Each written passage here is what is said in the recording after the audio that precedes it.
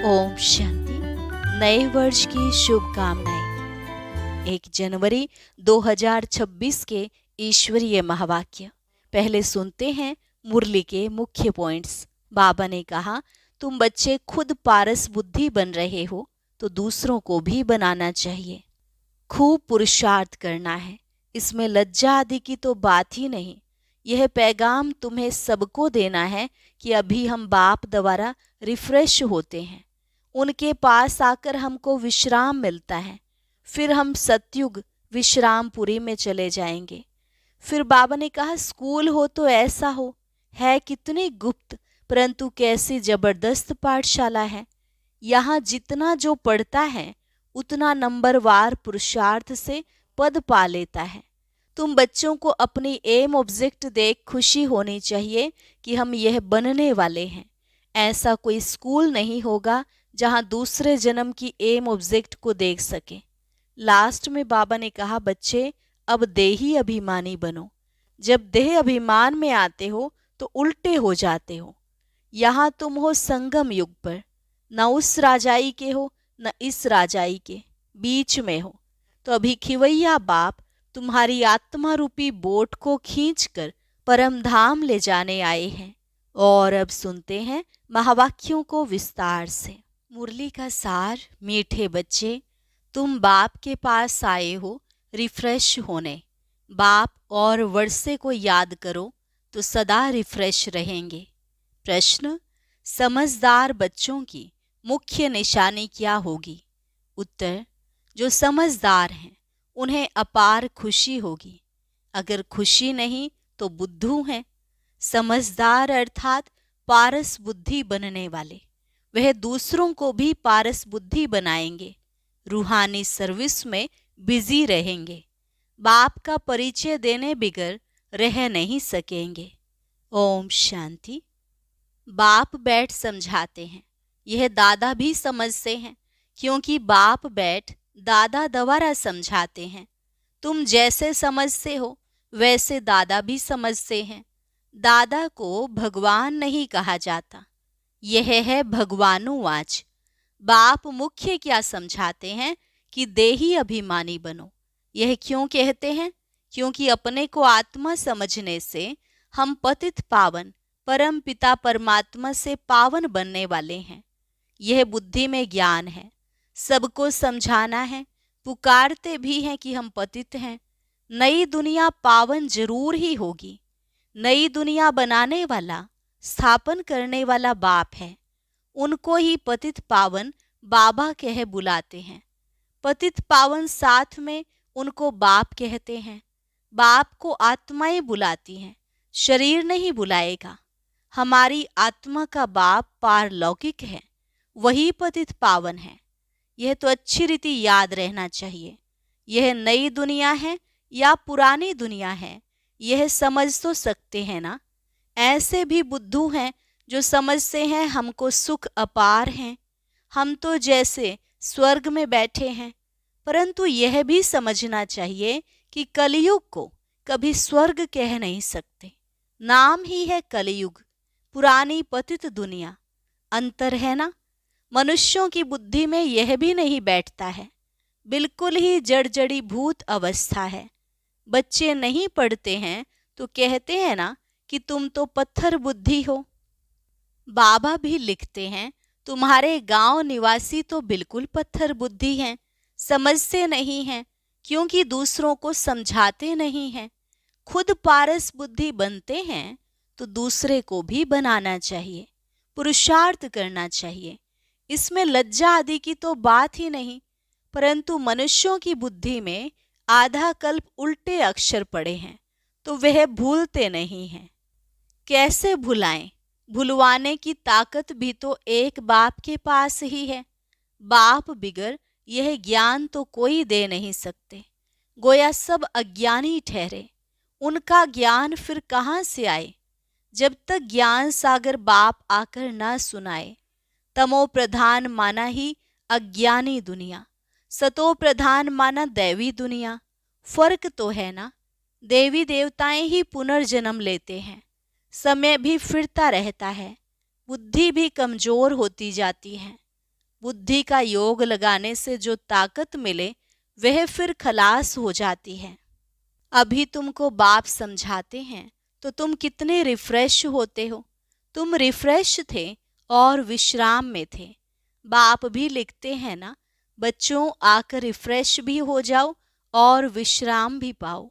Refresh होने के बाद तुम सतयुग में विश्रामपुरी में जाते हो। वहाँ तुमको बहुत विश्राम मिलता है। वहाँ सुख, शांति, संपत्ति आदि सब कुछ तुमको मिलता है। तो बाबा के पास आते हैं रिफ्रेश होने, विश्राम पाने। रिफ्रेश भी शिव बाबा करते हैं, विश्राम भी बाबा के पास लेते हो। विश्राम माना शांत। थक कर विश्रामी होते हैं ना, कोई कहाँ जाते हैं विश्राम पाने। उसमें तो रिफ्रेशमेंट की बात ही नहीं। यहाँ तुमको बाप रोज समझाते हैं तो तुम यहाँ आकर रिफ्रेश होते हो। याद करने से तुम तमो प्रधान से सतो प्रधान बनते हो। सतो प्रधान बनने के लिए ही तुम यहाँ आते हो। उसके लिए क्या पुरुषार्थ है? मीठे मीठे बच्चे, बाप को याद करो। बाप ने सारी शिक्षा तो दी है। यह सृष्टि का चक्र कैसे फिरता है, तुमको विश्राम कैसे मिलता है, और कोई भी यह बातें नहीं जानते तो उन्हों को भी समझाना चाहिए ताकि वह भी तुम जैसा रिफ्रेश हो जाए। अपना फर्ज ही यह है सबको पैगाम देना। अविनाशी रिफ्रेश होना है, अविनाशी विश्राम पाना है। सबको यह पैगाम दो। यही याद दिलाना है कि बाप को और वर्षे को याद करो। है तो बहुत सहज बात। बेहद का बाप स्वर्ग रचते हैं, स्वर्ग का ही वर्षा देते हैं। अभी तुम हो संगम युग पर। माया के श्राप और बाप के वर्षे को तुम जानते हो। जब माया रावण का श्राप मिलता है तो पवित्रता भी खत्म, सुख शांति भी खत्म, तो धन भी खत्म हो जाता है। कैसे धीरे धीरे खत्म होता है वह भी बाप ने समझाया है। कितने जन्म लगते हैं। दुख धाम में कोई विश्राम थोड़े ही होता है। सुख धाम में विश्राम ही विश्राम है। मनुष्यों को भक्ति कितना थकाती है। जन्म जन्मांतर भक्ति थका देती है, कंगाल कर देती है। यह भी अब तुमको बाप समझाते हैं। नए नए आते हैं तो कितना समझाया जाता है। हर एक बात पर मनुष्य बहुत सोच करते हैं, समझते हैं कहाँ जादू ना हो। अरे तुम कहते हो जादूगर, तो मैं भी कहता हूँ जादूगर हूँ। परंतु जादू कोई वह नहीं है जो भेड़ बकरी आदि बना देंगे। जानवर तो नहीं है ना, यह बुद्धि से समझा जाता है। गायन भी है सूर मंडल के साज से। इस समय मनुष्य जैसे रीढ़ मिसल हैं। यह बातें यहाँ के लिए हैं। सतयुग में नहीं गाते, इस समय का ही गायन है। सतयुग में तो सदैव शुभ नाम होता है। श्री रामचंद्र, श्री कृष्ण, श्री कहा जाता है श्रेष्ठ को। सतयुगी संप्रदाय को श्रेष्ठ कहा जाता है। कलयुगी विश्व संप्रदाय को श्रेष्ठ कैसे कहेंगे? श्री माना श्रेष्ठ। अभी के मनुष्य तो श्रेष्ठ है नहीं। गायन भी है मनुष्य से देवता, फिर देवता से मनुष्य बनते हैं, क्योंकि 5 विकारों में जाते हैं। रावण राज्य में सब मनुष्य ही मनुष्य हैं। वहाँ हैं देवताएं, उनको डीटी वर्ल्ड, इसको ह्यूमन वर्ल्ड कहा जाता है। डीटी वर्ल्ड को दिन कहा जाता है, ह्यूमन वर्ल्ड को रात कहा जाता है। दिन सोजरे को कहा जाता है, रात अज्ञान अंधियारे को कहा जाता है। इस फर्क को तुम जानते हो। तुम समझते हो हम पहले कुछ भी नहीं जानते थे। अभी सभी बातें बुद्धि में हैं। ऋषि मुनियों से पूछते हैं रचता और रचना के आदि मध्यंत को जानते हो, तो वह भी नेति नेति कर गए, हम नहीं जानते। अभी तुम समझते हो हम भी पहले नास्तिक थे, बेहद के बाप को नहीं जानते थे। वह है असुल अविनाशी बाबा, आत्माओं का बाबा। तुम बच्चे जानते हो हम उस बेहद के बाप के बने हैं जो कभी जलते नहीं हैं। यहाँ तो सब जलते हैं, रावण को भी जलाते हैं। शरीर है ना, फिर भी आत्मा को तो कभी कोई जला नहीं सकते। तो बच्चों को बाप यह गुप्त ज्ञान सुनाते हैं जो बाप के पास ही है। यह आत्मा में गुप्त ज्ञान है। आत्मा भी गुप्त है। आत्मा इस मुख द्वारा बोलती है। इसलिए बाप कहते हैं, बच्चे देह अभिमानी मत बनो, आत्म अभिमानी बनो, नहीं तो जैसे उल्टे बन जाते हो, अपने को आत्मा भूल जाते हो। ड्रामा के राज को भी अच्छी रीति समझना है। ड्रामा में जो नोंद है वह हूबहू रिपीट होता है। यह किसको पता नहीं है। ड्रामानुसार सेकंड बाय सेकंड कैसे चलता है, यह भी नॉलेज बुद्धि में है। आसमान का कोई भी पार नहीं पा सकते हैं, धरती का पा सकते हैं। आकाश सूक्ष्म है, धरती तो स्थूल है, कई चीजों का पार पा नहीं सकते। जबकि कहते भी हैं आकाश ही आकाश, पाताल ही पाताल है। शास्त्रों में सुना है ना, तो ऊपर में भी जाकर देखते हैं, वहां भी दुनिया बसाने की कोशिश करते हैं। दुनिया बसाई तो बहुत है ना। भारत में सिर्फ एक ही देवी देवता धर्म था और खंड आदि नहीं था, फिर कितना बसाया है। तुम विचार करो, भारत के भी कितने थोड़े टुकड़े में देवताएं होते हैं। जमुना का कंठा होता है। देहली परिस्तान थी, इसको कब्रिस्तान कहा जाता है, जहां अकाले मृत्यु होती रहती है। अमर लोक को परिस्तान कहा जाता है, वहां बहुत नेचुरल ब्यूटी होती है। भारत को वास्तव में परिस्तान कहते थे। यह लक्ष्मी नारायण परिस्तान के मालिक है ना। कितने शोभावान हैं, सतो प्रधान है ना। नेचुरल ब्यूटी थी। आत्मा भी चमकती रहती है। बच्चों को दिखाया था कृष्ण का जन्म कैसे होता है। सारे कमरे में ही जैसे चमत्कार हो जाता है। तो बाप बच्चों को बैठ समझाते हैं, अभी तुम परिस्तान में जाने के लिए पुरुषार्थ कर रहे हो। नंबरवार तो जरूर चाहिए, एक जैसे सब हो न सके। विचार किया जाता है, इतनी छोटी आत्मा कितना बड़ा पार्ट बजाती है।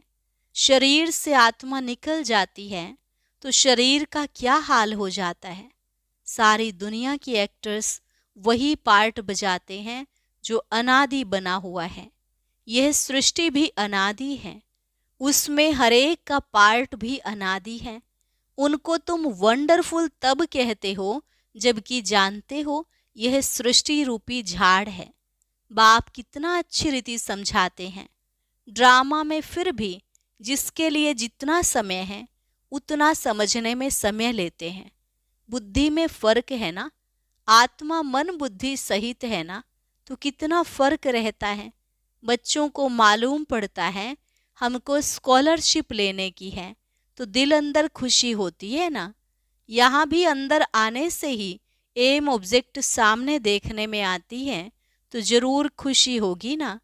अभी तुम जानते हो यह बनने के लिए यहाँ पढ़ने आए हैं, नहीं तो कभी कोई आ न सके। यह है एम ऑब्जेक्ट।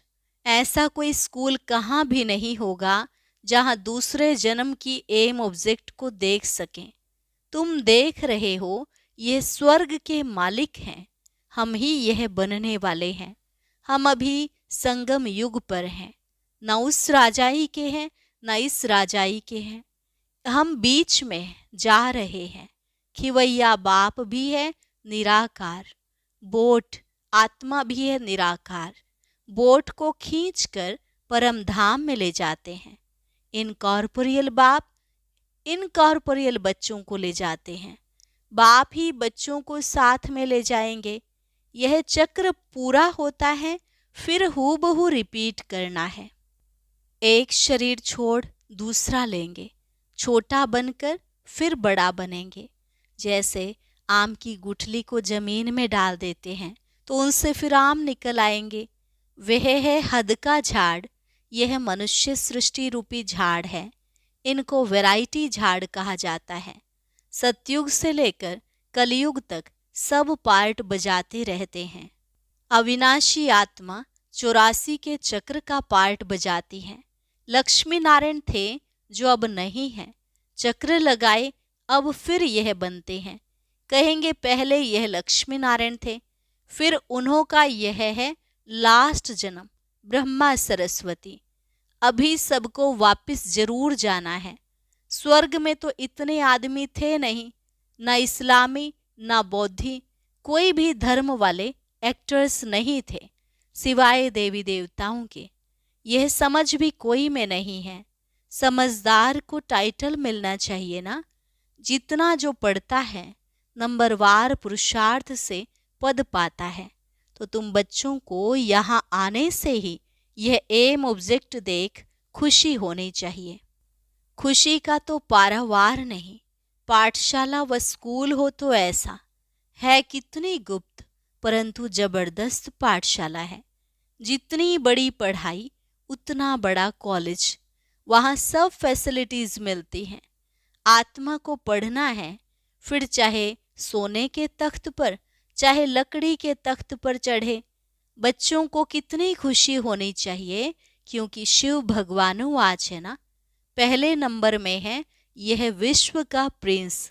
बच्चों को अब पता पड़ा है। कल्प कल्प बाप ही आकर अपना परिचय देते हैं। मैं इनमें प्रवेश कर तुम बच्चों को पढ़ा रहा हूँ। देवताओं में यह ज्ञान थोड़े ही होगा। ज्ञान से देवता बन गए, फिर पढ़ाई की दरकार नहीं। इसमें बड़ी विशाल बुद्धि चाहिए समझने की। अच्छा, मीठे मीठे सिकिलधे बच्चों प्रति मात पिता बाप दादा का याद प्यार और गुड मॉर्निंग। रूहानी बाप की रूहानी बच्चों को नमस्ते। रूहानी बच्चों की रूहानी बाप दादा को नमस्ते नमस्ते, गुड मॉर्निंग। शुक्रिया बाबा, शुक्रिया। धारणा के लिए मुख्य सार। पहली पॉइंट, इस पतित दुनिया का बुद्धि से संन्यास कर पुरानी देह और देह के संबंधियों को भूल अपनी बुद्धि बाप और स्वर्ग तरफ लगानी है। दूसरी पॉइंट, अविनाशी विश्राम का अनुभव करने के लिए बाप और वर्षे की स्मृति में रहना है। सबको बाप का पैगाम दे रिफ्रेश करना है। रूहानी सर्विस में लज्जा नहीं करनी है। वरदान, संगठन में एक मत और एक रस स्थिति द्वारा सफलता प्राप्त करने वाले सच्चे स्नेही भव। संगठन में एक मत और एक रस स्थिति द्वारा सफलता प्राप्त करने वाले सच्चे स्नेही भव। संगठन में एक ने कहा, दूसरे ने माना। यह है सच्चे स्नेह का रिस्पोंड। ऐसे स्नेही बच्चों का एग्जाम्पल देख और भी संपर्क में आने के लिए हिम्मत रखते हैं। संगठन भी सेवा का साधन बन जाता है। जहाँ माया देखती है कि इनकी यूनिटी अच्छी है, घेराव है, तो वहाँ आने की हिम्मत नहीं रखती। एक मत और एक रस स्थिति के संस्कार ही सतयुग में एक राज्य की स्थापना करते हैं। स्लोगन, कर्म और योग का बैलेंस रखने वाले ही सफल योगी हैं। कर्म और योग का बैलेंस रखने वाले ही सफल योगी हैं। संगम युगी सर्वतीव्र पुरुषार्थी भाई बहनों को नए युग के साथ नए वर्ष की बहुत बहुत शुभ बधाइयाँ। नए वर्ष का यह पहला जनवरी मास मीठे साकार बाबा की स्मृतियों का मास है। हम सभी बाबा के बच्चे अव्यक्त वतन की सूक्ष्म लीलाओं का अनुभव करने तथा स्वयं को ब्रह्मा बाप समान संपन्न व संपूर्ण बनाने के लिए पूरा ही मास अपनी बंधन मुक्त जीवन मुक्त स्थिति बनाने के लिए मन और मुख का मौन रखें। बुद्धि बल से अव्यक्ति वतन की सैर करें। इसी लक्ष्य से इस मास के अव्यक्ति इशारे भेज रहे हैं। अव्यक्त इशारा, इस अव्यक्ति मास में बंधन मुक्त रहें, जीवन मुक्त स्थिति का अनुभव करो। बाप दादा चाहते हैं मेरा एक एक बच्चा मुक्ति जीवन मुक्ति के वर्षे के अधिकारी बने। अभी के अभ्यास की सतयुग में नेचुरल लाइफ होगी, लेकिन वर्षे का अधिकार अभी संगम पर है।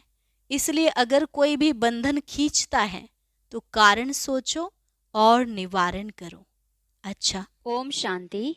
आज हम उस अव्यक्त मुरली की कुछ मुख्य पॉइंट सुनेंगे जो कल मधुबन में बाप दादा मिलन पर सुनाई गई।